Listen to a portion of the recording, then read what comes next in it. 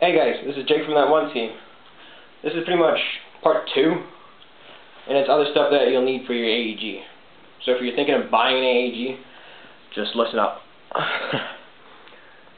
I'll just continue on because my camera is gonna whap it off, record. So I had to finish up quick because it only does like 10-minute, 15-minute segments, and then you don't know where you left off, and you left off in mid-sentence. It's very fun.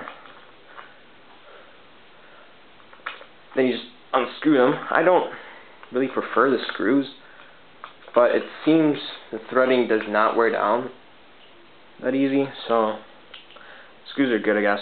Metal plate. Yes, this little circle should be on the lower half, putting it back in. Otherwise you did it wrong. And don't say that's what she said. Just saying. And as I said, it was slanted, so you just push it in. I'll redo it. Because you either put it on one side, you put it at the bottom of the top. Then you try to keep the cords behind it a little, and then push down. And it seems to work and fit. Otherwise, you can, if it doesn't feel like doing that day, you can push it the other way. And don't worry, the cords won't get all messed up. And if they do get messed up, I don't know, depending on which ones you want to get messed up.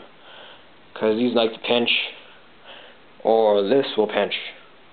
What would you rather do? Buy this, again, I guess, or buy a cord? Because the CYMA connector is another one right here. So you take these screws out, and this will basically have another attachment, so you can pull it up, put it in.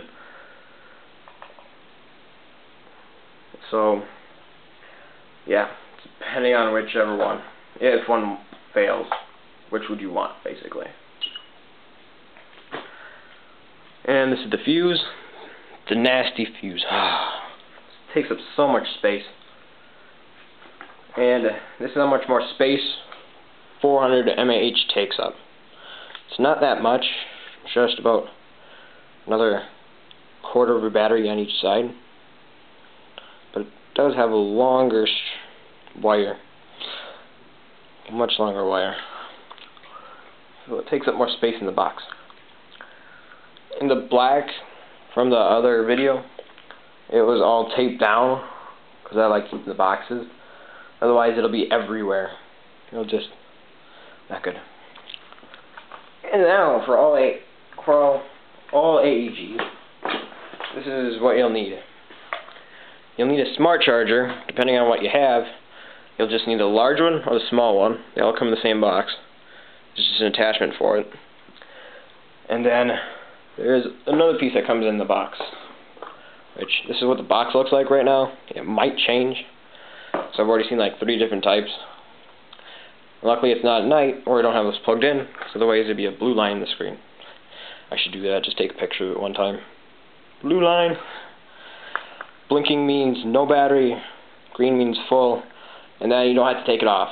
So you can leave it on all night and it won't do anything. Red or orange means charging, whichever your preference may be. 1.0A is for lower types from 6 volts through 8 or 9. 9 to 12, I believe you want to go the higher, the 2.0A. And if it's not in the range, I wouldn't use it. I don't know how it likes to choose.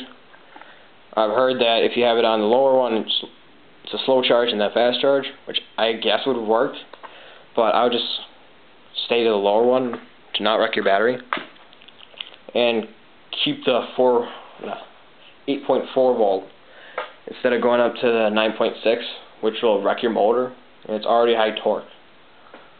So you really don't want to wreck your motor. Yeah, and these, I don't know what it does. I really don't. I think it's for something else. Entirely. Not airsoft. No. Saddening. Yeah, just leave a comment if you know what it is, because it's got me stumped for the last 4 or 5 months. The next thing you'll need is a second battery, so it'll be better, because they like to give you crappy batteries. But it's not too bad. Some actually don't give you batteries, and those are the higher end ones.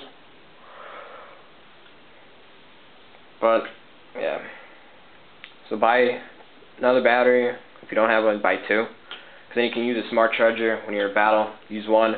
When one's dead, use the other one. When the other one's dead, you should have this one charged. Because this charges it 8 times faster than a normal wall charger.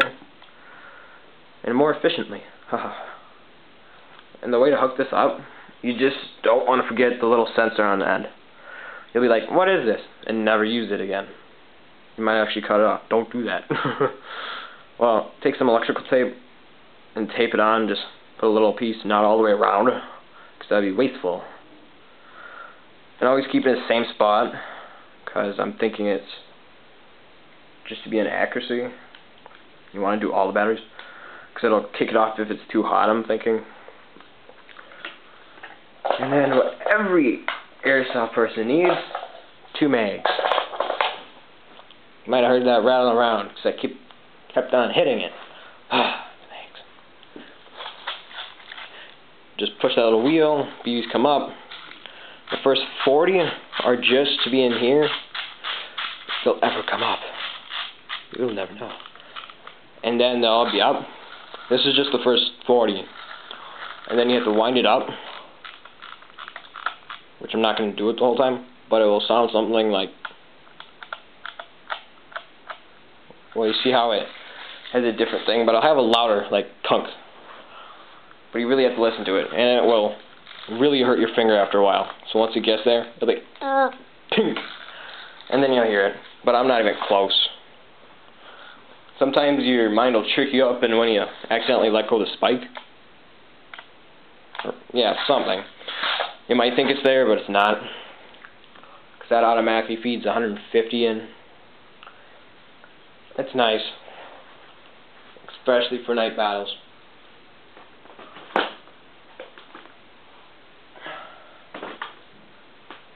And that's pretty much it. Other than that, you'll need a lot of BBs. And a good sidearm, too. Which, that Tommy gun review I did, I traded the Ruger for CO2 gun. But then I bought it again, because I accidentally did something, so then, well, I traded for the Tommy gun, then I bought it from the store again, because it was a pretty good, it's still cheap, nice sidearm, a little low on round and stuff.